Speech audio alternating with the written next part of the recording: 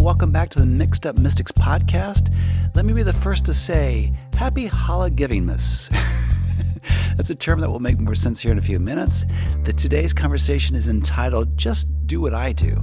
And it's a conversation I think you're really going to enjoy. It will help your holiday experience, I promise. And so let's get started.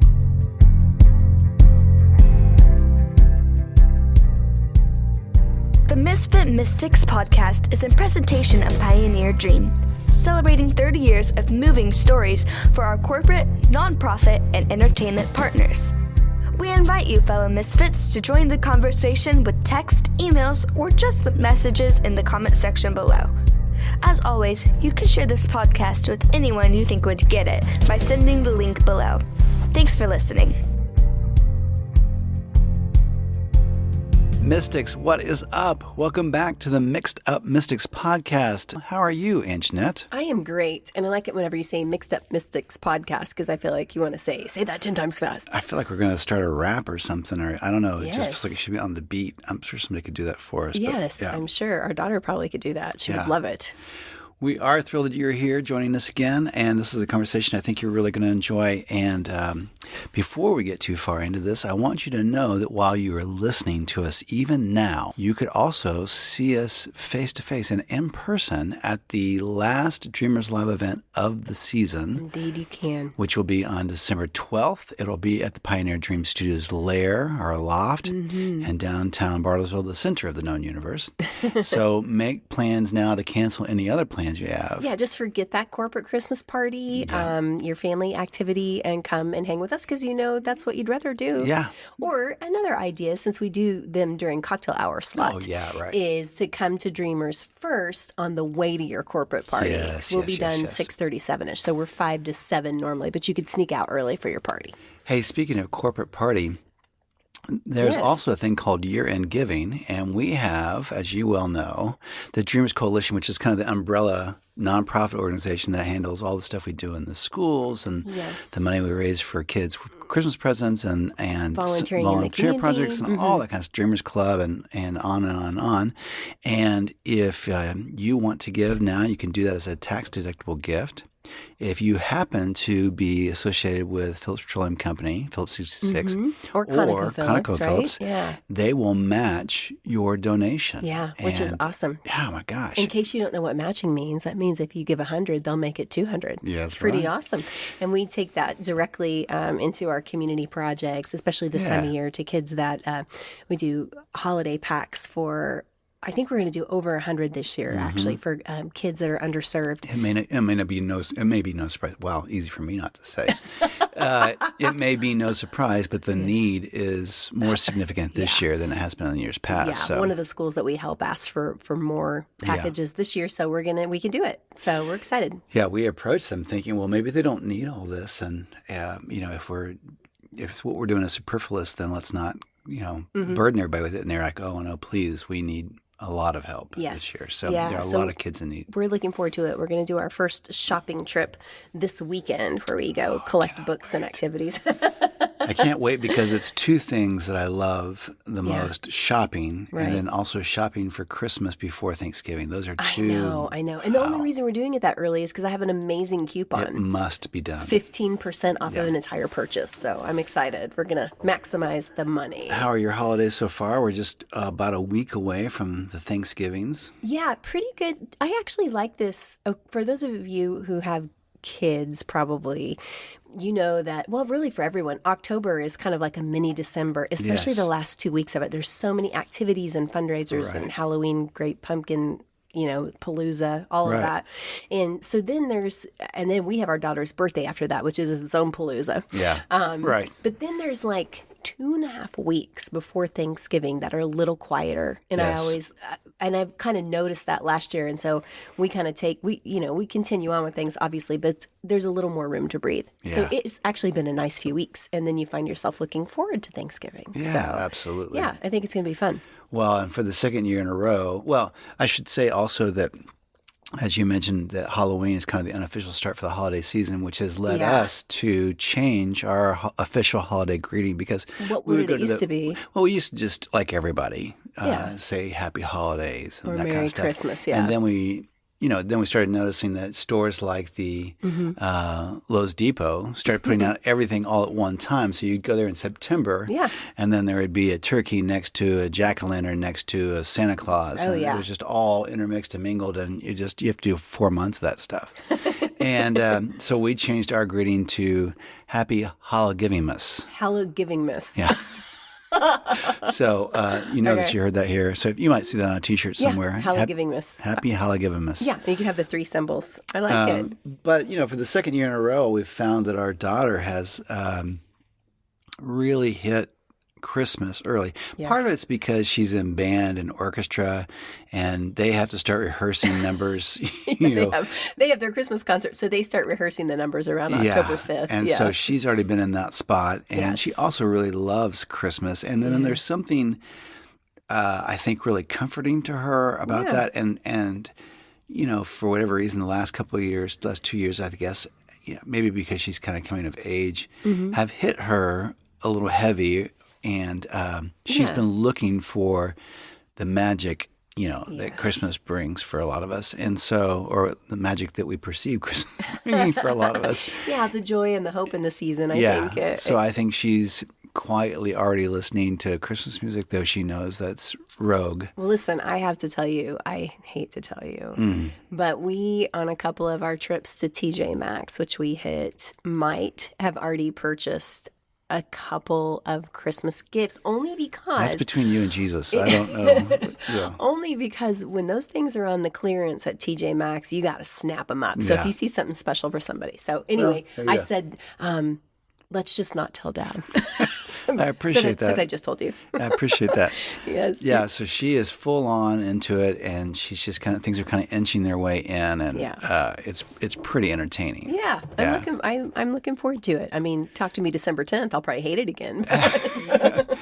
Well, I've been thinking about this thing a little bit. Something will pop into your head, and a lot of things pop into my head. That's not necessarily good. These were good things, but I think in the back of our minds and our hearts, we all walk into Christmas at some level. So we're all hoping for some quiet moment of like spiritual, emotional renewal. Yeah, we are. Where something kind of happens and we breathe in and things are quiet and there's a clarity of thought and mind. And we kind of cross the plane between this world and the spiritual world and we think, oh, yes. This is it. This Some is the moment. people call that transcendence. Yeah. I like that word. Don't be scared, everyone. It just means going from one place to another. Kind and of we're a smooth looking transition. For that. We're looking for that. Oh, yeah. And what that really sparks in me is this reminder of what I believe kind of makes Christianity and quote unquote our God different, our view of God different than maybe other major religions and stuff, is that our particular relationship and our particular God as we understand him is really bent on restoration, on renewal, on redeeming, on reconciliation. Making it right. So from the very beginning of our scriptures, that is the whole picture. You have this thing, and again, we talk about Genesis and all that stuff. You can take that as a parable. You can take it literally, whatever that's between you and your mind and Jesus. But however you take it, the principle is you had this thing that was perfect. You had this thing that was right, that was good, and it got soiled mostly because of a mistake, in the picture of it, in the parable of it, the mistake that we made. Yeah. And so we have messed this thing up, and now here comes God to make it right. And so from the beginning of the scriptures to the end, it is just one long thing of reconciliation over and over again, redemption over and over again, restoration over and over again. And then you especially get that when you get into the Gospels, because every picture is Jesus trying to make this thing right. Hey, I don't know where you got this image of God. Yeah. this is not him. Yeah, I'm not let like me let me tell you what he really looks like. Yeah. Hey, I know you've got this weird thing where you feel like you've got to do it all and you're carrying these incredible heavy burdens on yourself. Let me just tell you that's not it. Let me help you with that load. Yeah. Everything from the story of the prodigal son to looking for the lost coin to looking for the lost sheep to the relationships that Jesus has with people to the way he teaches in the synagogues and all that stuff. Every part of that picture is him generously, lovingly making something right. Yeah, it's so true. It's super beautiful. If you decide you want to read some of the Gospels, there are 4. Okay, pick one. Yeah. Anyway, pick one, and they sort of all kind of cross over like layers. But it's beautiful because you're totally right. There's Thank you. I thought it was too. I was just reminded of evangelism. Right now, the middle school kids are saying like, "That's beautiful, Katie." Yes. They say that's everything. Well, so our sorry. daughter is. Yeah, that's right. That's beautiful, Katie. Right. But it is. I mean, it's like the story is there was this thing and we messed it up because being human is hard. Right. And then God rescued the situation. And so, yeah, every time, if you watch Jesus in almost every single situation in the Gospels, you're right. He is trying to make it right with that person. Yeah. He is trying to bring us back together with him. And it's so odd that as humans, what we struggle with on the daily, as we would say, is God's mad at me. He doesn't want to be with me. He's probably disappointed, and I shouldn't hang out with him because I'm a disappointment. Yeah. Just me? Oh, okay. Yeah. No. But I think that part is interesting, and you. It's like the opposite. You and I have talked about this. So again, however you want to take all those scriptures, and however you want to see that in terms of literal versus parable or whatever, metaphorical.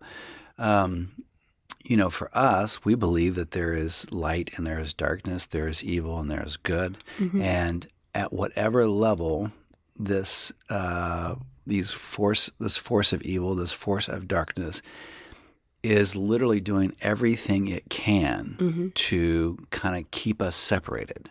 From the divine, from the one who loves us. And that separation happens from kind of confusion, from misunderstanding, by trying to make us gods in our own minds and hearts, by trying to make us feel unworthy of the love that God is trying to give us. So we, in our own insecurity, we step away from him or we run away from him because we're, whatever that is, the confusion about religion versus this experiential thing we have. All those kind of things are, it's kind of whatever it takes, you got to keep them separated. Yeah. And so from the beginning of the scriptures, you see this pattern of evil doing everything it can to keep them separated. Yeah. And then you see on the reverse side of that, everything that belongs to the divine, everything that belongs to the good, everything that belongs to God is an intentional effort to reconnect with people. Do whatever it takes, go wherever you have to go, whatever price has to be paid, whatever thing has to happen. I will do whatever it takes to get reconnected to you, to open these arms. Like the picture that Jesus says, that he longs, looking over Jerusalem, that he longed to gather Jerusalem in like a hen gathers in its chicks. Again, this loving, redemptive picture. That's like when I think about Jesus in the Gospels in the situations where he would physically heal people, which always makes you cry if you think about it too long. He was making it right. So somebody would have a disease, right, or have some sort of malady, and it was his joy to restore that to the way that it once was or should have been, the way he intended it. And so I think that's what's always so beautiful about physical healing is you think, oh, it was supposed to be this way and it didn't work. And so, he fixes it. But that's certainly his heart. And that is what I do think is so beautiful about Christianity. I don't even like that word because it gets thrown around so much. But when you look at Jesus and what he did, it was all about redemption and restoration. And yet we try to separate ourselves, flog ourselves, and keep ourselves, from him sometimes. And I mean, like if we're upset with each other or with our daughter, or things like that. I mean, I'm the type of person that when I'm separated emotionally, even just a little bit from someone that I love is really painful. I don't do well with it. Right. Like if someone says, well, let's talk on Tuesday, I'm like, oh, we're going to talk now. Like I can't wait till Tuesday. Yeah, I'm just thinking about how terrible this is going to be. It's never as bad as you think it is. But just even that little bit of separation, and like we as humans, we want to fix that. Just think that God he's there and wanting us to come close to him again. And I'm thinking about this book that we both read. I won't give the title away because it might, whatever. Well, because our endorsements were so much. I'm waiting to see if they want us to, exactly. They might want us to, they might want to give us money to talk about it. In this book, it was kind of reframing kind of the historic context of Christianity. I will try to guess the book you're talking about. And some patterns that we've fallen into maybe in the last 100 years or 200 years for Christianity as we know it, which have not been part of our Christian history. And a lot of that has to do with, a lot of that had to do with heaven and hell and punishment and all that kind of stuff. And in the reframing of it, it was kind of like saying, well, actually, if you go back and you look at the scriptures, this probably isn't really an accurate translation because they just didn't have a word in this case. They didn't have a word for hell. That's not what they're referencing. Here's in the context of the historic context of what was happening at the time. This is what they're referencing. Yeah. And it led us to this conversation about hell and punishment and all that kind of stuff. And then I thought to myself, does any of that change the urgency that we feel in trying to do work in the quote harvest field? Does it change any of the urgency that we feel in trying to represent light, represent Jesus, and I thought, no. Okay, It doesn't change anything for me. So even if there is, and this book was not making this point, this is not what it was implying, but for the sake of conversation, even if they were saying there is no heaven, or in this case, there is no hell, there's no fear of hell, does it change anything? No. Yeah. Because you still want to give that good. This redemption, this light, this healing, this thing, being connected to the divine in this way and to the person of God in this way is so life-changing, is so good that I would want anyone to have that regardless of the quote-unquote eternal implications. Yeah. It's sort of like, you can have that love and that acceptance and that restoration and that goodness. You can have that here. And, you might also get this. Right. It's sort of, but you're right. That's it. Because you think, well, if you were to take those two concepts that we have away, which is a, big conversation to have, would we not want people to feel loved? Right. Would we stop doing good in the community? Would we not want to encourage people? No. I mean, even if those things didn't exist, we want to do that, I think, because we do our best to try to follow God and follow the teachings of Jesus. We want to do that because it's in our heart to do that. Right. I was just thinking the other day on one of my better moments. I don't know. I was thinking about looking for moments of gratitude in a particular day that had a lot of, kind of challenging stuff in it. Yeah.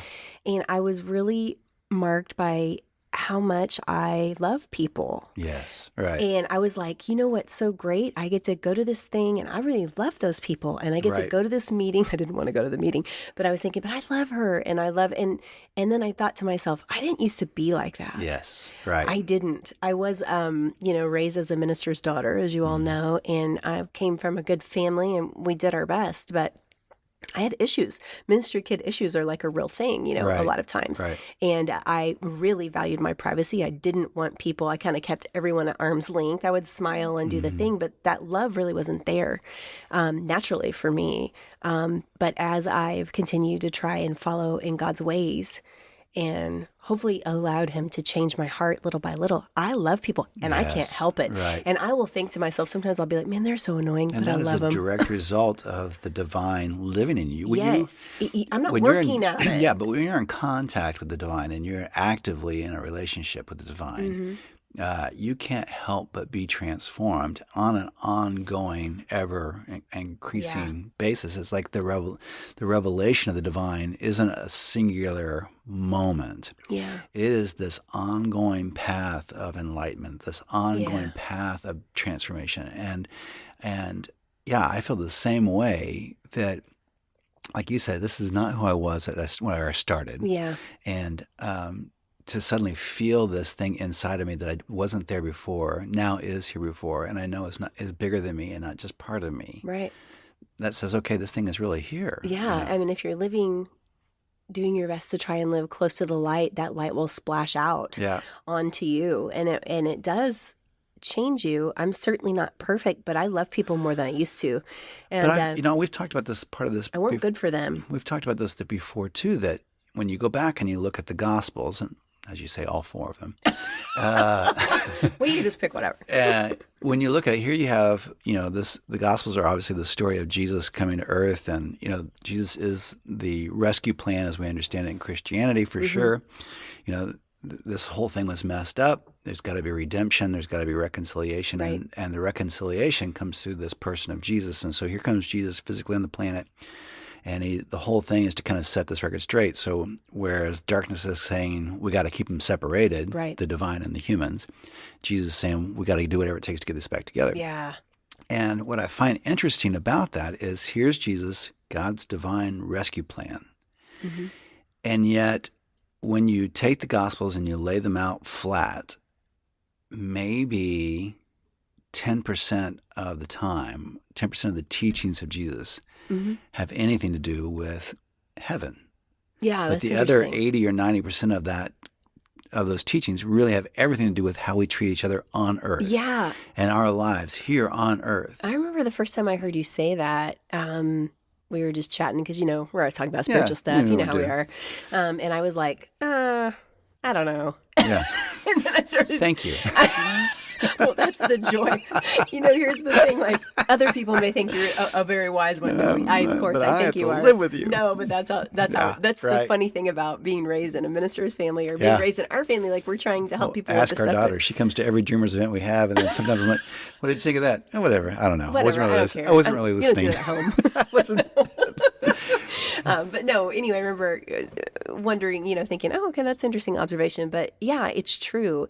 Yeah. And yet the way that I grew up in sort of the whole evangelical movement and all of that, I feel like we talked about heaven and eternity about 90% of the time. And then how to treat people and how to follow Jesus 10. It was like a reverse. The focus of it was living so that we can get into heaven. And then telling everyone around us how to get to heaven. Yeah. Everything was heaven-based. Yeah, everything was going on. Absolutely. And it's funny because you're right. It's actually the flip. Yeah. I mean, I sure hope that's real. Yeah, right. I mean, that's what I'm saying is I believe in my heart that there's a place, Yes. And I do because I don't doubt any of that. I feel that in music and art and eternity when we get to worship and music sometimes and you feel that like eternity set in the hearts of man and you're like, yeah, this is. Yeah. But nobody has proof. But anyway, the point is, yes, I mean, that's what Jesus was teaching was how to do it better down here, how to love people. And so I feel like it's an honor to be able to try and share that love with people, which is so much not about talking. Right. And so much just about being there for them, how they would need it in that moment, And those are the times I feel the most joy. Do you feel like that too? Yeah. Just in a day, just being able to say, you look super beautiful today. And so simple. Or, hey, I heard that your sister's been sick. I'm really sorry about that. Yes. And just giving somebody some time. It's like the easiest. Well, that's where I feel God's love. I've both been places before, and I think sometimes we've even asked this question as like an icebreaker when you would say to somebody, when do you feel most like yourself? When do you feel the most you? And that's a good question. And so for you and I, there's weird if you're just meeting somebody. Hi, Fred. When do you feel the most Fred, you? When do you feel the most Fredish? And Fredish. That's awesome. And so for you and I, there are a couple tie-ins for that. I think for you probably. And I don't want to put words in your mouth, but I will. Oh, you will. When you're doing music and you're hearing a melody and you're hearing something that's is pouring through you. Yeah. For me, in the same way with writing or when we do stuff at Dreamers or we're talking and doing something like that. But the other thing you just referenced, seeing the good in people and then telling them. Yeah. Encouraging someone, helping someone who's hurting. Yeah. I feel the most me, Yes. which I find to be interesting. And it brings up this, what I think is a really great point that you're making, which is Well, thank you. Everything about Jesus is about restoration, about redemption, about healing, about bringing this Putting thing it back together. And so something that's been separated, something that's been hurt, something that's been cut here, I'm going to bring that back. And whether that's in me personally and I have a pain, even if it's self-induced, I'm going to heal that. Yeah. If that happened from somebody else and you had no say over it, and someone hurt you, I can heal that. I can restore that. I can fix that. Yeah. And as followers, believers, Christians, whatever title you want to put on it, that has now become our mantle. That's right. That has now become our job. So everywhere we go, Yes. we are little fixers at some level and should be involved in making things better, should be involved in restoring and healing. Yes. What relationships can we help heal? Yeah. What lives, what pain, what financial burden, what physical ailment, what thing can we make better here and restore, help, redeem, heal, whatever it is. Two things. First, it reminds me of the Carole King lyric, which is funny because it's from the song Natural Woman. Yes. But she has this line, man, when I'm singing it, I can hardly get through it. She says, and when my soul was in the lost and found, you came along to claim it. Yeah. and every time I'm like, that's good, Carol. That is so good. So it reminds me of that. And I feel claimed. Yes. That's such a beautiful picture, Absolutely. Katie. That's beautiful, Katie. And then secondly, and anytime we give examples, it's not because we're trying to make ourselves look great. It's just that this is the life I'm living. But it doesn't hurt. My dad used to say that when he would talk at church when I was growing up. He's like, and you probably say, hey, Jason, why are all the stories you tell about yourself? And he's like, well, because they're mine. And this is the life I'm living. If you get up here, you tell your own stories. So it was just funny. He said it in a more succinct, funny way. I can't remember. But last night I was just volunteering to help at the Central 8th grade kids party. The fall party. That's right. And so I am like literally wired this way, or I have become this way. So I'm at the concession stand with the other mom. We're hanging out. And there's, I'm getting to say hi to lots of kids, and I love that. And so there's this one kid that I know, and he's super, super sweet, but a little, he's a little different, but in a precious way. And so he kept coming back to the concession stand to talk with me. Yeah. Because I think he was trying to figure out where his place was with the other people. He would go hang with the kids a little bit, but I mean, like 7 or 8 times. And so I would just let him, and I knew what that was. It's just, I was a safe place. He wanted to be at the party. Right. And so he kind of hung with me at the concession stand. And that was my joy to let him do that and to ask him about his day. He came back the last time. So how has your day been? Like, it was really cute. I could tell what was going on. And so then I just kind of gave him a job. And then there was another kid. It was really sweet. I could tell he was new to the school because I didn't know him. And he was kind of just pacing back and forth. Middle schoolers are weird little creatures. Oh, yeah. And he, of course, had a hoodie on. He looked a little rough. I mean, like maybe his background was a little rough.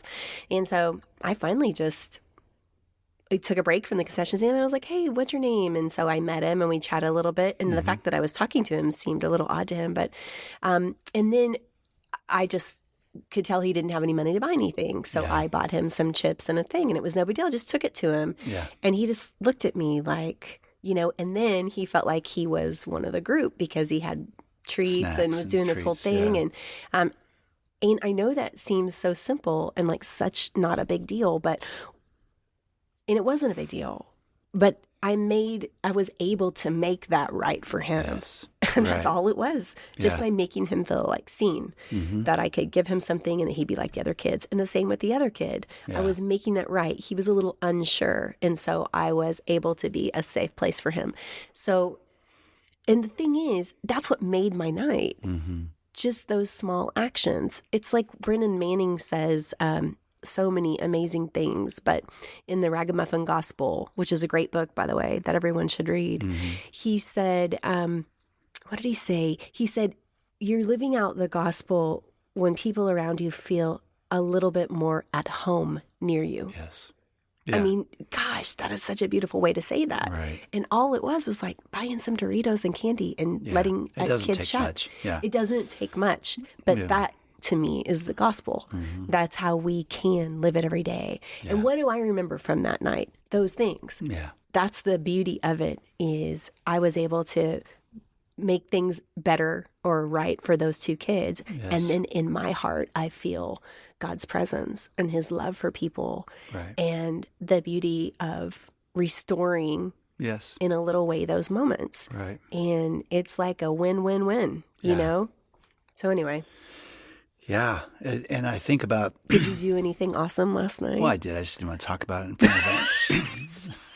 It's just an example. I'm not a braggart, so I just. Stop. It was just an example of how little it is. I think sometimes, if you grow up like we did, you think, oh, I've got Yeah. to start a ministry, or, oh, I have to go do this, or have a Bible study at school. I mean, yeah, you can do that. Or you can just buy the kid that doesn't have any some Doritos. Yes. you know, Right. and give them a hug You can take the family member who's ousted and befriend them. and be the one. Yeah. You know, be the one that makes conversation. Did they screw things up? Absolutely. Oh, totally, yeah. Did they mess it up? Absolutely. Will they do it again? So Yes. what's the point? I mean, are we just going to punish them until they paid their debt? I mean, how does that work? Yeah.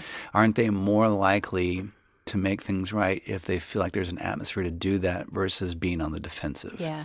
So we can punish people, and then they'll feel like they're on the defensive, and then they'll feel like they just need to stay away, or it might further push them into whatever darkness is there.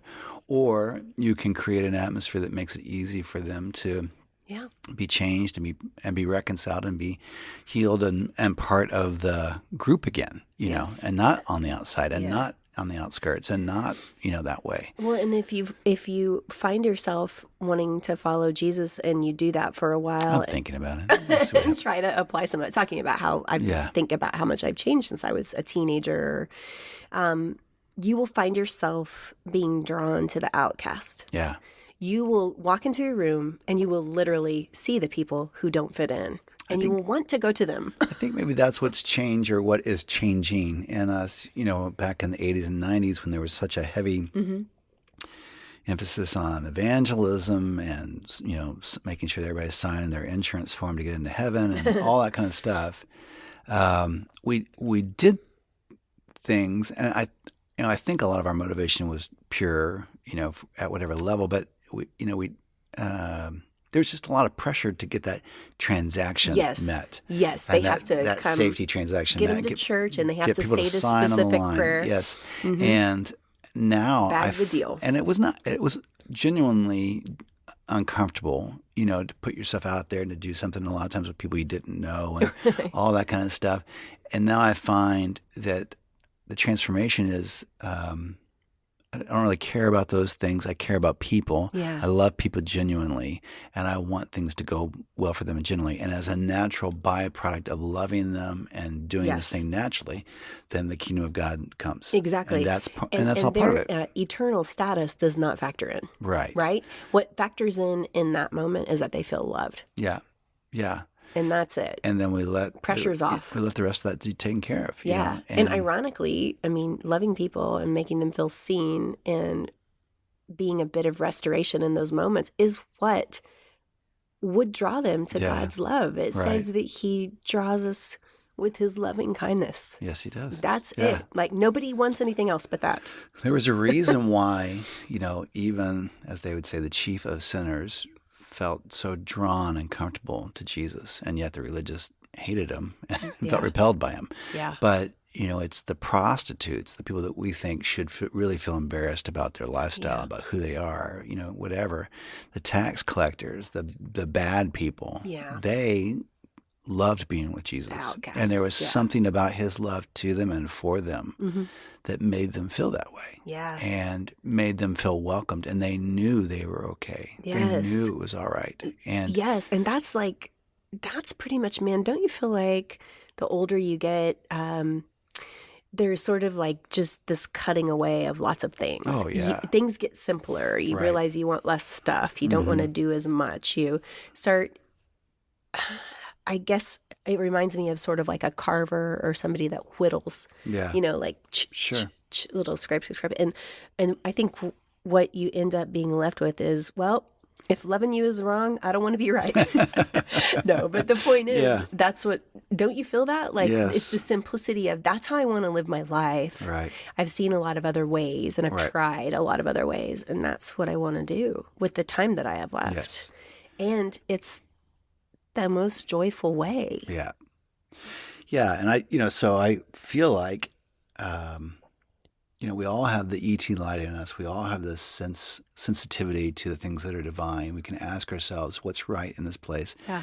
And so, we live by that. And we also, that helps us kind of keep a lightness about us. So, we can't do everything, and we can't save everything, and we can't save everyone, and we can't do all those kind of things. And we do ask ourselves in our hearts, what's right in this moment? But I would also say that when in doubt, redemption is right. When in doubt, restoration is right. When in doubt, making the uncomfortable comfortable again. Yes. Making the hurt feel better, and encouraging, acknowledging the divine humanity in every person, the namaste, seeing the light in someone, the divine DNA in them, that they are activated and made alive by the breath of God, and that you see them, and as we joke, that we treat every person like a rock star, and that will go a long way in making things better. And that's something we can do. And it's literally falling in the pattern of the person of Jesus. And what do you want to do? Well, okay, I'm just going to follow in your footsteps. You did this, I'm going to do that. Yeah. You made things better wherever you went. I want to make things better wherever I go. You made people feel loved. I'm going to make people feel loved. Yeah. You found the things that were broken and you made them better. And so how can I do that? Yeah. And however you want to translate it, Jesus says that he came to destroy the works of the devil, or to destroy evil, the works of darkness and evil. Well, okay, let's get on with that. Yeah. Let's do those things. Yeah. Yeah, for sure. And, fortunately for us, there is an amazing amount of that work to do during the holidays. So we can do that. That's right. It's going to be difficult. So we're in some uncomfortable situations. So for me, there's a lot of need. As we joke about this thing about how to be human and this awareness of others, yes, I will feel awkward, and yes, it will be awkward at a lot of events that will happen in the next 4 weeks. But if I can take my eyes off of myself and I can say, okay, what would it take to make things better here? What would it take what does this host need? What is this other person is feeling awkward. That's why they're acting out. That's why they're being an SOB. Right. So what could I do to make that person feel more comfortable so they don't feel like they have to be that way, Yeah, definitely. And then that will give you something to do while you're at the party. Yeah, it's good. Don't you find when you are feeling unhappy, or how I would put it, you're feeling unhappy. For me, a lot of times it's because I have been focusing on myself, and without even realizing it, when you let those thoughts ruminate, so when I focus on you, I feel unhappy. Likewise, I'm sure. But no, I guess what I mean is, like, if you're going to a holiday event, the times where I come home and I'm thinking, man, I didn't handle that very well, it's because I was not looking for who I could encourage. It's because I was, unfortunately, thinking about myself. And we're human, and that is going to happen. It is going to happen. And sometimes you're just fatigued, and you probably shouldn't be out. You probably don't have enough in you to go out and get set of the stuff. But you still got to. And so that's all part of it, too. It's December 37th, and you're done. And if you've been to 12 events, then that's probably too many. And so there is a time to back off and do that. And like you say, to just acknowledge that we're human, and that's But you're right, though. The difference is, and the thing that is kind of encouraging now, as I used to think I was an introvert and that people were sucking the life out of me. And to an extent there is, you're giving out. But there's also a thing where people recharge your batteries. And like you said, taking that kid at the fall party and doing something kind, and you left recharged. You left hopeful. You left better. Yeah. And when I was thinking this morning I was like, oh, thank you that I got to go help with that party. And those were the two things that made a little mark on my heart and reminded me of God's goodness and love to me. Yeah. But, that's a whole other podcast that we should do sometime, is knowing when it's time to pull back. Yes. Well, we might talk about that next week or something, because it's interesting because this is the season. Like you learn that type of stuff about yourself. And I know for me, like if we have a week where we have a whole bunch of events and then I've had to also sing at night. So you're basically doing like a 14-hour day or whatever, doing your full work day and then giving all the energy it takes to be around people and sing. And then for me, if I turn around and have to do something on Saturday as well, and we're into like the end of day 6, I know for me, if I'm around people, that is not going to be. Well, normally what happens is you go through and you do all that stuff. I'm not going to be at my best. And you've done the stuff you were probably supposed to do. Yeah, for sure. But by the end of that, you end up with a gathering of people that almost always are the people that push your buttons.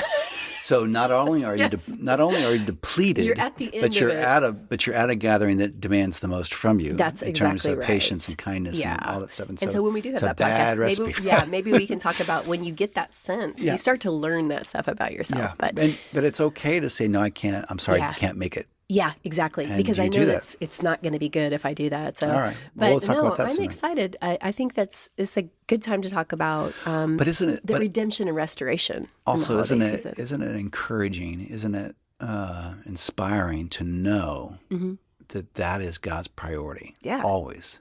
I want to restore. I want to forgive. I like to show mercy. Yes. I love to set things right. And that is his joy. So what's the parable, the proverb there? Something like to err is human, but to forgive is divine, or something like that. I don't know where that came from, but the principle of that is true, that for whatever reason, God loves mercy. Mm-hmm. God loves grace. He loves subsidizing our lack. Yeah. So you don't have enough here? Okay, I'm going to subsidize that. You don't have enough this? I'm going to subsidize that. Yeah. And that's amazing that he loves us that much, that he has such an abundance of this, and that as a perfect parent, he digs being able to provide that in the same way we love giving a good gift, on our end. And so we have the choice to do that. And so when you and I, we don't do this together as much, but if we show up to a place, it's not uncommon for either one of us to quiet ourselves in the car before we go in and say, I need you to fill me with your divine energy. I need you to fill me with your divine spirit. I need you to put that in me so that I have something good to give to others. And then as Paul says, it's like we're walking around with these gifts that are intended for other people. Yeah. So it's like when you walk into a room, you have the Santa Claus satchel of good gifts that have people's names written on them in advance. I love that visual. And you're going to go over to Jared, or you're going to go over to Don, or you're going to go over to whomever. Yeah. And you're going to say, hey, I have this for you. Yeah. Man, I really love what you did on that music the other day. Every time I see you, it makes my heart glad. I'm so glad, whatever that gift is, the gift of encouragement, the gift of money, the gift of whatever. Yeah. There's a package in there, and you won't have something for the whole room, but there'll be, a couple people, maybe just the one person. Yeah, and you'll find yourself having just the right thing to say to them, or just the right high five to give them, or whatever. And then suddenly we're going to look gold. Because people will think, well, you're amazing, and all you're really doing is acting out the teachings of Jesus, but those teachings make us look good. Yeah. And the person of Jesus makes us look good. Yeah. So if you just simply do that thing, as your dad would say, you'll be the head of the party. That's so true. Yeah. It's so true. Well, that's good. We're ready. I think we're ready for the holidays. I think you can help me. We're ready for the holidays, and we're ready to see you again in person on December 12th. So mark your calendar. Also, let me just tell you this. There's a new Got a Minute Mini podcast out there. And on the Got a Minute podcast, there is an original Christmas song by none other than Aunt Jeanette. That's right. See the Light. So it's a funny Christmas story with a really wonderful Christmas song. And you can hear all kinds of original Christmas music from Aunt Jeanette. She's on every streaming service. You can buy the albums and all that stuff. But what's kind of nice about it, and what I am always looking for every year, is Christmas music I don't hear all the time. Yeah, they did the same 6 songs. And these are all unique. They're either original. You have, I think, like 8 originals on there, and then you have 8 original arrangements of some classic songs. So they're all unique. But anyway, thank you. Just look for Aunt Jeanette, just type in her name, and you'll find her streaming ANN-JAN. Capital J. Yeah. Capital Janette. Yes. If you get the A-N-N hyphen, you'll be there. And well, it's funny because sometimes when you search it out, it's Ann Margaret or whatever. Oh, hey, all right. I love it. So anyway, we love you guys. Thanks for joining us again on the Mystics Podcast. And we'll be back again soon. And who knows what we'll talk about when we get back. But we enjoyed this conversation with you. Yes. We'll see you soon. Peace out. Thanks for listening. If you enjoyed this podcast, share it with a friend. And check out Pioneer Dream's other podcast, Dreamers Live, a conversation about living intentionally. And Got a Minute? A podcast that pairs short humor columns with original music. This podcast is a presentation of Pioneer Dream, celebrating 30 years of moving stories for our corporate, nonprofit, and entertainment partners. Thanks for listening.